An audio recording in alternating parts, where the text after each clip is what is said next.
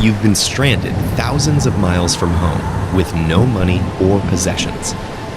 Such a predicament would make many people despair and curse their awful fate. But for Zeno of Cyprus, it became the foundation of his life's work and legacy. The once wealthy merchant lost everything when he was shipwrecked in Athens around 300 BCE.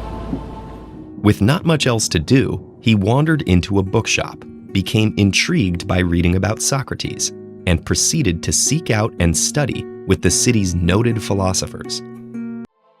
As Zeno began educating his own students, he originated the philosophy known as Stoicism, whose teachings of virtue, tolerance, and self-control have inspired generations of thinkers and leaders. The name Stoicism comes from the Stoa Poikilē, the decorated public colonnade where Zeno and his disciples gathered for discussion. Today, we colloquially use the word Stoic to mean someone who remains calm under pressure and avoids emotional extremes. But while this captures important aspects of Stoicism, the original philosophy was more than just an attitude. The Stoics believed that everything around us operates according to a web of cause and effect, resulting in a rational structure of the universe, which they called logos. And while we may not always have control over the events affecting us, we can have control over how we approach things. Rather than imagining an ideal society, the Stoic tries to deal with the world as it is, while pursuing self-improvement through 4 cardinal virtues.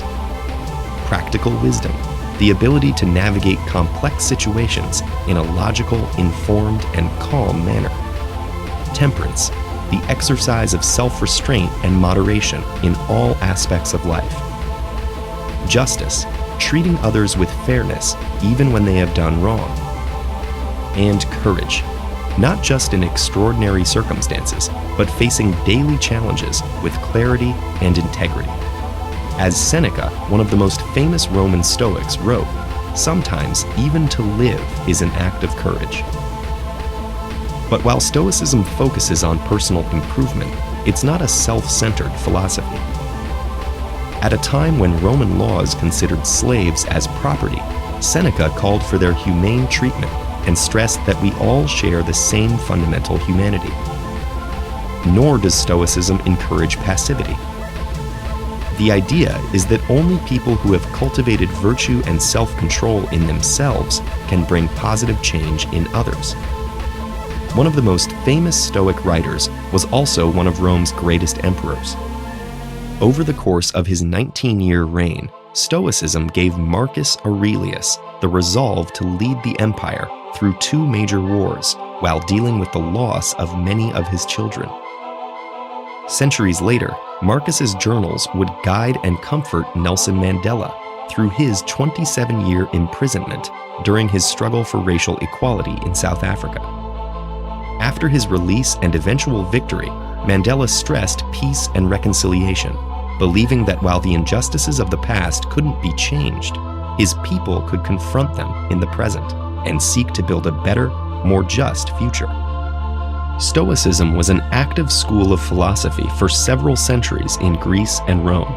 As a formal institution, it faded away, but its influence has continued to this day.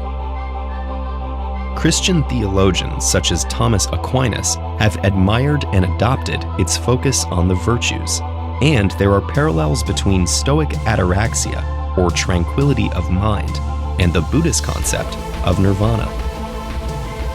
One particularly influential Stoic was the philosopher Epictetus, who wrote that suffering stems not from the events in our lives, but from our judgments about them.